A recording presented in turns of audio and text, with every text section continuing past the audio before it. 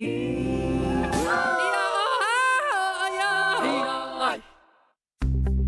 blue screen of death. Microsoft services go down around the world, including in Taiwan. Days after surviving an attempt on his life, Donald Trump addresses Republicans as their official candidate for U.S. president. 我身为台北市长，要向这些受伤的孩子和家长致上歉意。 Two mayors of Taipei apologize over a child abuse scandal, but will it help prevent future cases? Plus,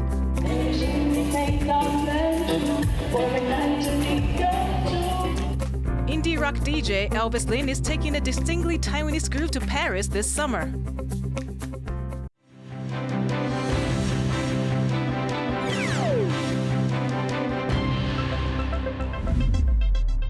Welcome to TaiwanPlus News. I'm Yvonne.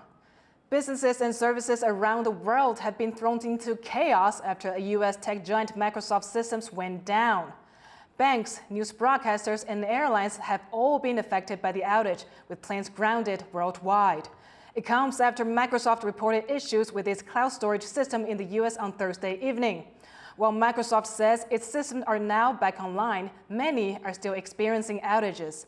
A major hospital in Taipei and Taiwan's main international airport both reported system outages on Friday. Former President Donald Trump has made his first public address since surviving an assassination attempt 5 days ago. Speaking at the Republican National Convention, Trump formally accepted his presidential nomination, addressed the attempt on his life, and took aim at the Democrats. Rosie Grininger reports. A roaring crowd greets former U.S. President Donald Trump as he takes the stage at the Republican National Conference in Milwaukee, just days after surviving an assassination attempt. After officially accepting the Republican Party's presidential nomination, Trump predicted an incredible victory in the upcoming November election, before reflecting on the attempt on his life at a rally in Pennsylvania. My hand was covered with blood, just absolutely blood all over the place.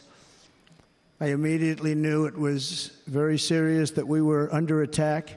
The amazing thing is that prior to the shot, if I had not moved my head at that very last instant, the assassin's bullet would have perfectly hit its mark, and I would not be here tonight. We would not be together. Many in the crowd wore a bandage on their ear in support of the former president, whose ear was grazed by the would-be assassin's bullet. They listened as Trump continued to espouse a more unifying message than he'd done previously, saying that under his leadership, the US be launched into a new era of safety, prosperity, and freedom for, quote, citizens of every race, religion, colour, and creed. Trump's address caps a week of speeches at the RNC, all of the high-profile speakers building a case for the 78-year-old former president to return to the White House. But Trump later shifted away from talk of unity, reiterating his hardline immigration rhetoric and attacking Joe Biden's Democratic Party. And we must not criminalize dissent or demonize political disagreement, which is what's been happening in our country lately at a level that nobody has ever seen before.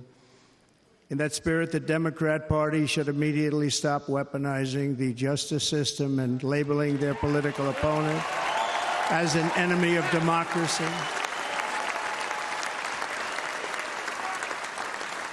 Especially since that is not true. In fact, I am the one saving democracy for the people of our country. Meanwhile, pressure within the Democratic Party is mounting for President Joe Biden to stand down after the 81-year-old's poor showing on a televised debate and his recent COVID diagnosis. According to US media reports, former President Barack Obama expressed concerns to fellow Democrats about the viability of Biden's campaign for re-election, while former House Speaker Nancy Pelosi reportedly warned Biden in private that Democrats could lose control of the US Congress under his leadership, which could then allow Trump to set his right-wing agenda in motion. Pelosi has since said any conversations she's had with Biden have been misrepresented, but the calls from his own party for the president to withdraw from the race are increasing. think the recent polling was something like 3/4 of polled Democrats would like to see Biden step down. But Biden has remained adamant, saying he can beat Trump again. The two went head-to-head in the 2020 election, with Biden beating the then incumbent Trump by a slim majority.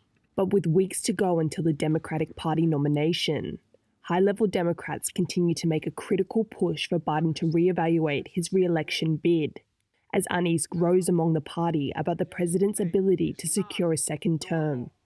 Scott Huang and Rosie Greninger for TaiwanPlus. In breaking news, Taiwan's Constitutional Court has put the brakes on several parts of recently passed legislative reforms.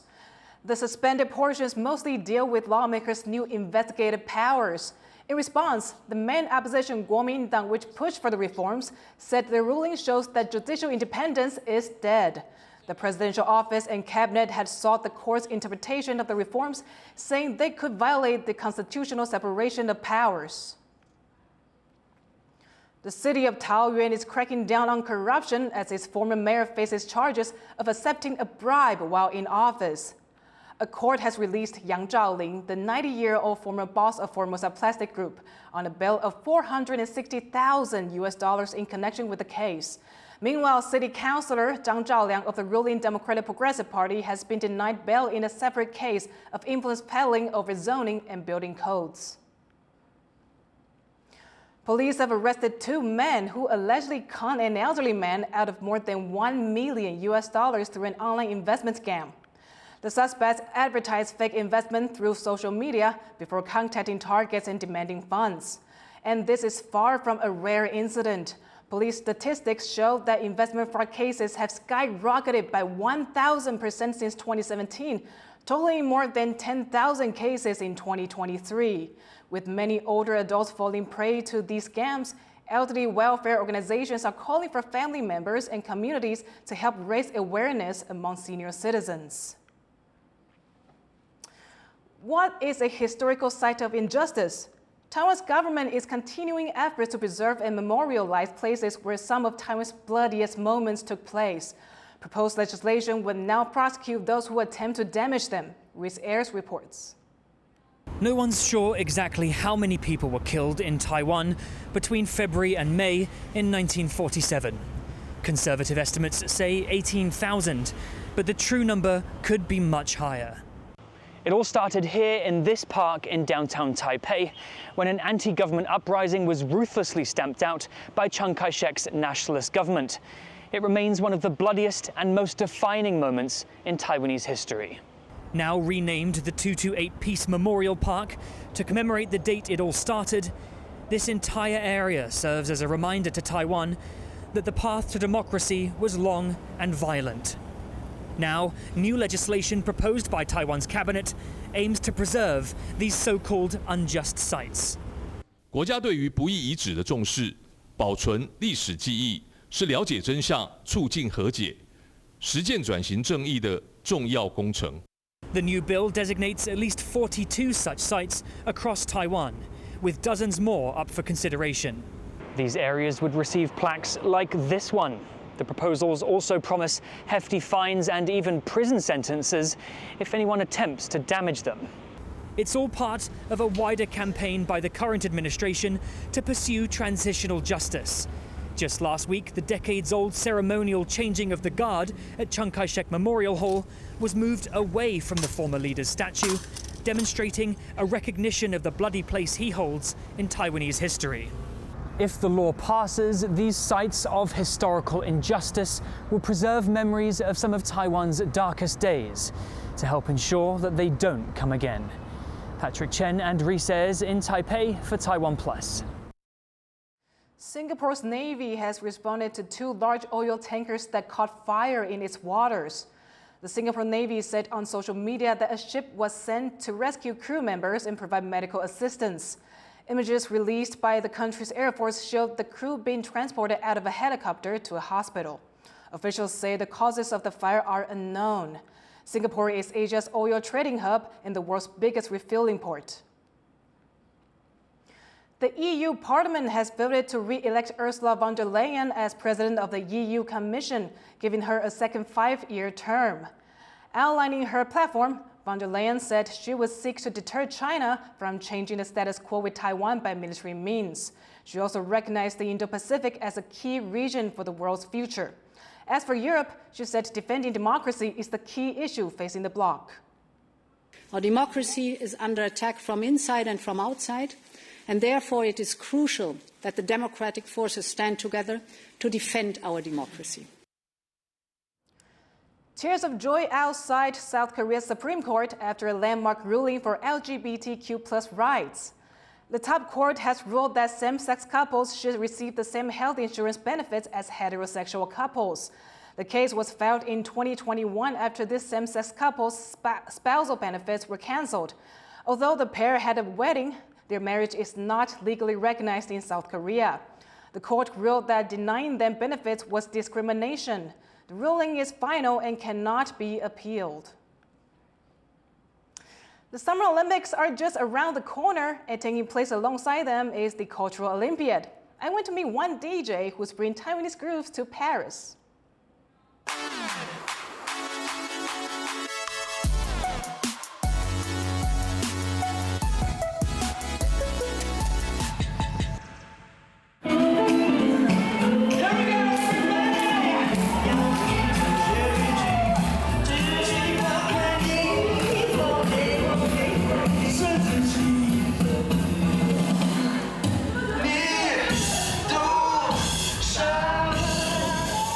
DJ set in a bookstore, not your typical venue nor the type of electronic dance music you'd expect. Meet Elvis Lin, a music magazine editor turned indie rock DJ. He has spun records in unexpected places, including Taiwan's presidential office.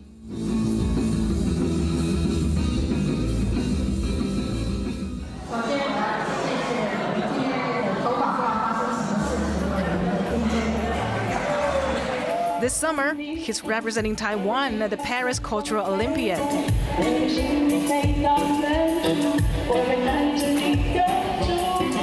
Lin's first gig was at a friend's birthday party in 2009. He fell in love with DJing immediately.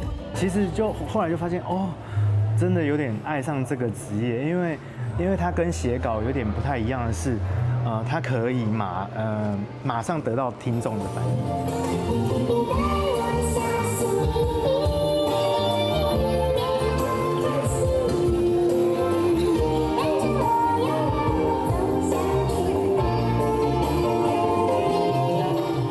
But how does an indie rock DJ get to represent Taiwan at the Cultural Olympiad? As a cultural trend, we can trace it back to the mid-2010s when musical genres began to blur and DJs were starting to include indie rock and metal pop on their playlists. 我觉得其实关键点应该是在于独立摇滚或者是 indie 这一块，在台湾已经慢慢被主流大众开始接受，因为大家已经渐渐没有在听主流的东西了，或者是独立乐团已经变成跨主流，所以很多主流大众开始来听这个东西。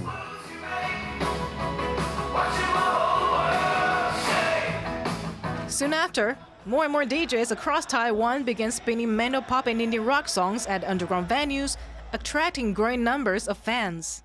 In the past 5 to 6 years, many of these DJs have found themselves on the bill at indie music festivals alongside the bands. Inspired by DJ Spiky, Lin started mixing metal pop songs into his indie rock sets. 因为 DJ 文化有很重要的就是无缝接轨，就是它接过去哇，好顺，好 smooth， 觉得很好玩，所以我那时候就开始说，那我想要来试试看，我也想要把这些华语我以前听的东西，把它放到我的 set。 Lin will bring that spirit to Paris as he prepares to mix Taiwanese indie rock and metal pop songs with music by French artists, such as electronic music pioneers Daft Punk and indie rockers Phoenix. 因为其实他们法国人很喜欢有 grooving 的东西 ，groove， 然后我就想到，台湾有什么东西是有 groove， 可能是像糯米团，像宝岛材料行啊，或者是像青虫啊。 那我觉得可以把这些有 groove 的东西也带到巴黎去，然后去跟他们的音乐去做结合。 Elvis Lin is ready to spin and groove his way to Paris, showing off a unique blend of Taiwanese music on the world stage. Kamashu and Yvonne for TaiwanPlus. Coming up after the break, the first of its kind projects that aim to help Taiwan achieve net zero emissions by 2050. Stay tuned.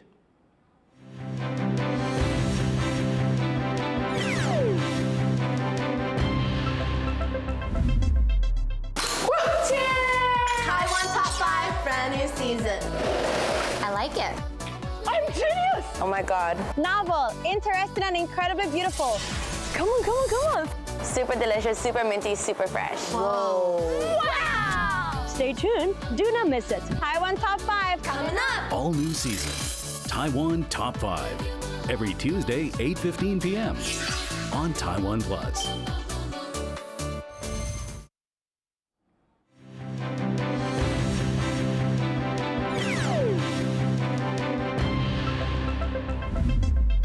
Welcome back. You're watching TaiwanPlus News. As we mentioned earlier, companies around the world have experienced a massive IT outage. Our reporter Joyce Zhen has more on the extent of the problem. Businesses around the world, from banks to airlines and even newscasters, are suffering from major IT outages. Here you're looking at images of planes grounded in the US and Europe amid the cyber outage. And it's an issue that's also thrown airports in Hong Kong and Australia into disarray. Here, images of cash registers down in Australia. So really quite a widespread disruption across many corners of daily life. This is all due to a failure in Microsoft systems. The tech giant says that the outage happened around 6 p.m. on Thursday evening in the U.S., impacting its cloud storage systems. While it says it's back online now, many other areas around the world using Microsoft are now also experiencing problems, and that includes here in Taiwan, the Taoyuan International Airport. An airport rep told TaiwanPlus that check-in systems using Microsoft were indeed down on Friday, but that they are still working to calculate just how many airlines have been impacted. Some airlines have even resorted to manually checking in passengers, handwriting their tickets, causing a delay of averaging 1 to 2 hours. It's unclear at the moment whether other sectors have been impacted. This is still a developing situation as to how much this outage has hit Taiwan. Yvonne? Thanks for the update, Joyce. That was Joyce Zhen reporting on the global Microsoft outage. China's third plenum, a closely watched gathering of top Communist Party leaders, has wrapped up with few specific measures designed to address the country's economic difficulties. Analysts had called for bold reforms to boost China's slowing economy, but the result of the plenum indicates a more conservative approach centered on what the party calls high-quality development, meaning high-tech manufacturing and local industry.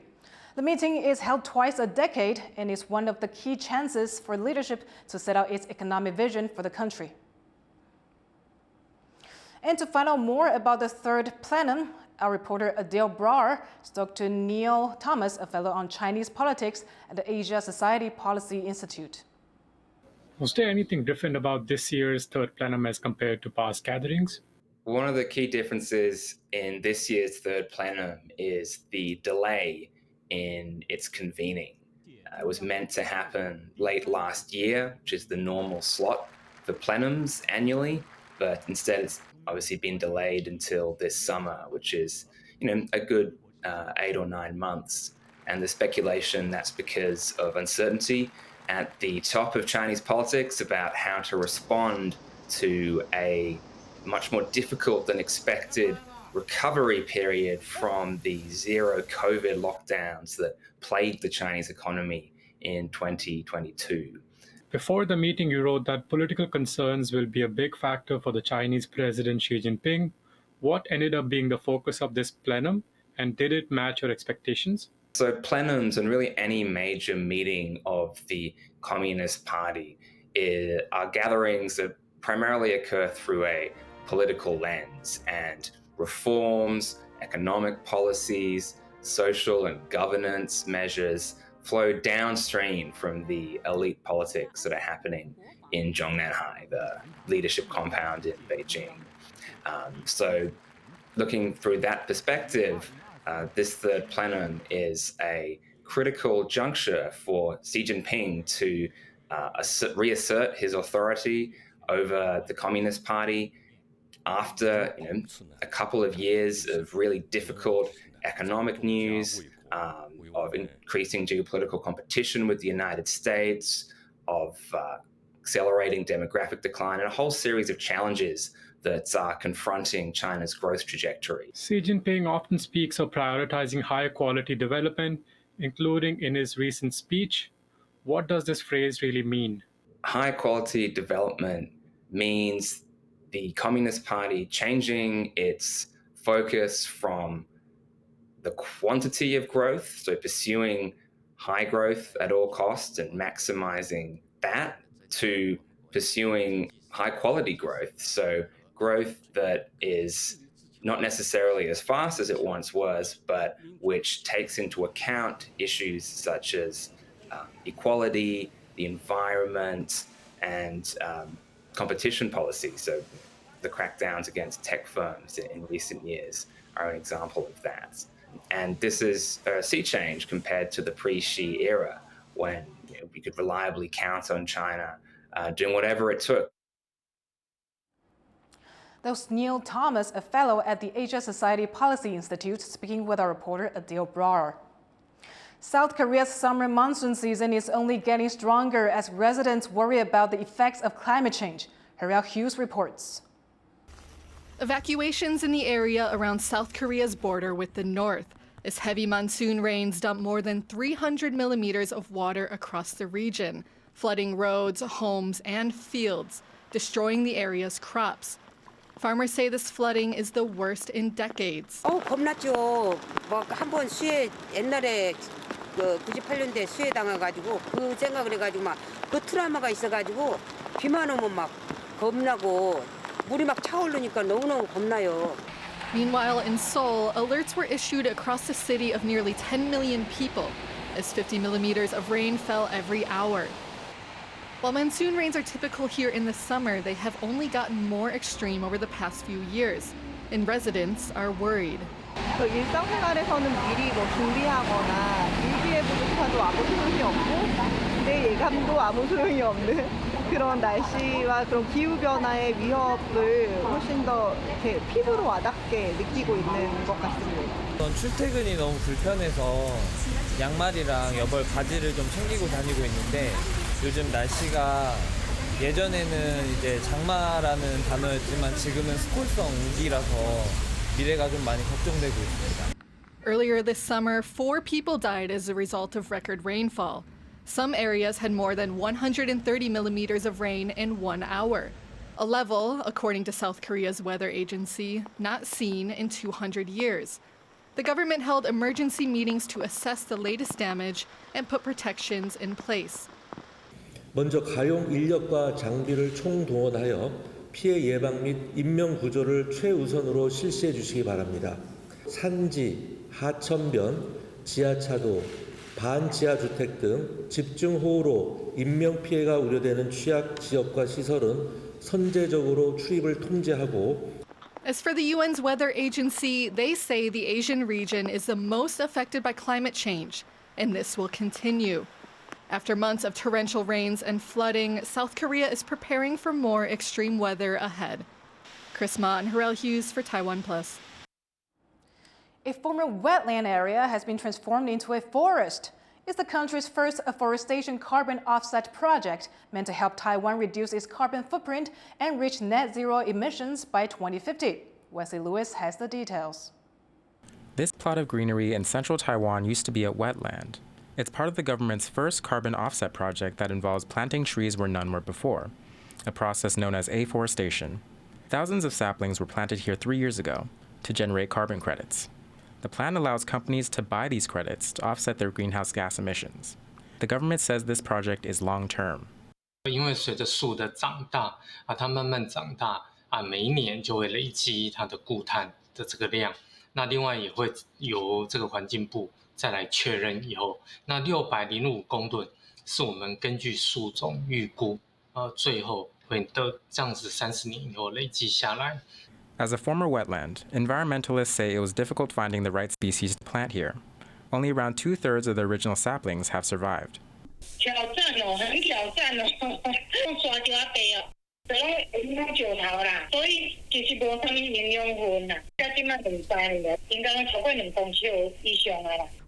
Environment Ministry said the value of the carbon credits generated by this project after 30 years won't be enough to cover the maintenance and inspection costs. But officials say the project is a positive first step in environmental protection. 它是政府来带头做，是第一个是树林。过去那个地方呢是没有种植这个树林的森林的，所以它改来种树，所以这个就是一个很好的表现。Government officials say they have not ruled out expanding the afforestation project to other areas. But some environmentalists say projects like these don't tackle the true issue of carbon emissions. 实质上，这个林地没有被好好的保育，或者是说现在气候变迁越来越严重，有更多的极端高温跟干旱的情况，也会导致这个森林大火，甚至就是干旱导致林地枯掉等等的情况，最终它是没有达到减碳的效果。所以我们认为说，这个碳信用的制度，它是一个最终的手段。Think tank Ember reports that over 80% of Taiwan's energy still comes from fossil fuels, even as Taiwan aims to reach net zero carbon emissions by 2050. While carbon credit systems like these might be a step in the right direction, a lot more needs to be done to reduce the country's carbon footprint. Klein Wong and Wesley Lewis for TaiwanPlus. Thank you for watching TaiwanPlus News. Finally, check out these animals having icy meals to combat the scorching heat at a zoo in Rome. I'm Yvonne Yang. Take care, and I'll see you next time.